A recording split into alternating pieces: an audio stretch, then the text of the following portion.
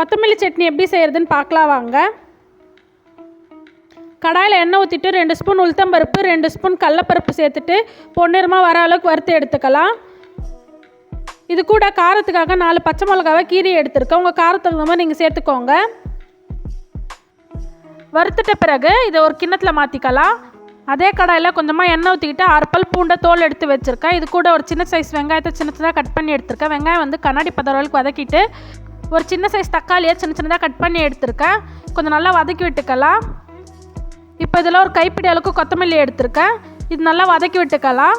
இது கூட கொஞ்சமாக தேங்காய் கொஞ்சமாக புளியை சேர்த்து 1 நிமிஷத்துக்கு வதக்கிட்டு அடுப்பு ஆஃப் பண்ணிட்டு வறுத்து வச்சுருக்க பருப்பு இதில் சேர்த்து கலந்து விட்டுட்டு ஆற வச்சு மிக்ஸி ஜாரில் சேர்த்துருக்கேன். கொஞ்சமாக உப்பு கொஞ்சமாக தண்ணி ஊற்றி அரைச்சி எடுத்துக்கலாம். இது வந்து ஒரு கிண்ணத்தில் மாற்றிட்டு கடாயில் கொஞ்சமாக எண்ணெய் 1 ஸ்பூன் கடுகு கொஞ்சமாக கருவேப்பிலை சேர்த்து இது சட்னியில் மாற்றிட்டோம்னா கொத்தமல்லி சட்னி ரெடி ஆகிடுச்சு. வீடியோ பிடிச்சிருந்துச்சுன்னா சப்ஸ்கிரைப் பண்ணி லைக் பண்ணிக்கோங்க.